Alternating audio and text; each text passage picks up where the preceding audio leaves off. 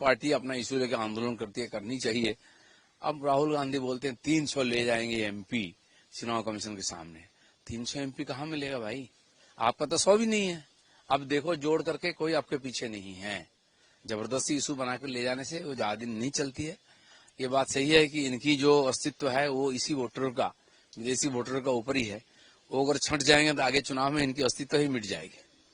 Supreme court ने election commission agree होकर कहा है कि आधार कार्ड सिटीजनशिप होने का प्रूफ नहीं होता।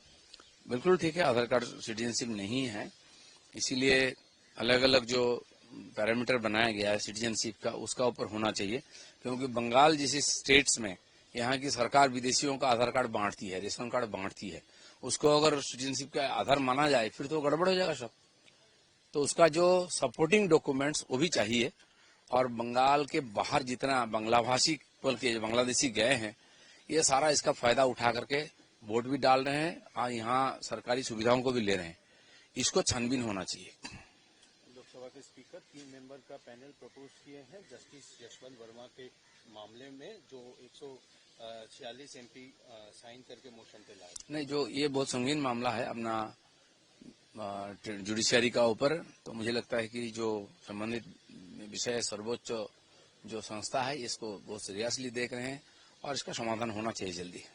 आज राज्य के जो चीफ सेक्रेटरी मनोज पंत, उनको दिल्ली के चुनाव आयोग में बुलाया गया है, शाम 5 बजे के अंदर रिपोर्ट करने की बात है। वेस्ट बंगाल गवर्नमेंट को ही कटघरे में खड़ा करना चाहिए। ये जो धांधली हुई है वोटर लिस्ट में, 1 करोड़ से ज्यादा विदेशियों को वोटर बनाया गया है, जिसके आधार पर ममता बनर्जी बार बार चुन के आती हैं। इसका दूरीकरण परिष्कृत होनी चाहिए। और करने वाले यहाँ के कर्मचारी हैं जो वोटर लिस्ट में नाम जोड़ते हैं, और यहाँ के चीफ सेक्रेटरी उसका मालिक है।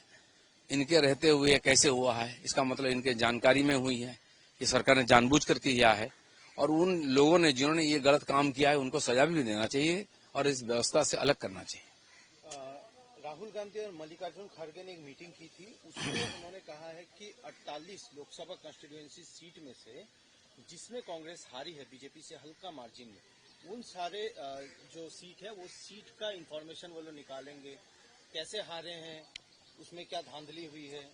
मुझे तो लगता है कि जिन्होंने 99 सीट जो कांग्रेस जीती है उसी का पहले इन्फॉर्मेशन आना चाहिए कि कैसे जीता है। पूरा देश उनको नकारा है, तो बांग्लादेशी और विदेशी वोटर्स का समर्थन से तो नहीं जीते हैं लोग। इसकी भी छानबीन होनी चाहिए। 48 घंटा में फिर से पाकिस्तान की तरफ से भारत में शहबाज शरीफ उन्होंने थ्रेट दिया है कि पाकिस्तान का एक भी बूंद शेयर नहीं करने देंगे। नहीं, देखो, आप पाकिस्तान के पास कोई बचा ही नहीं है।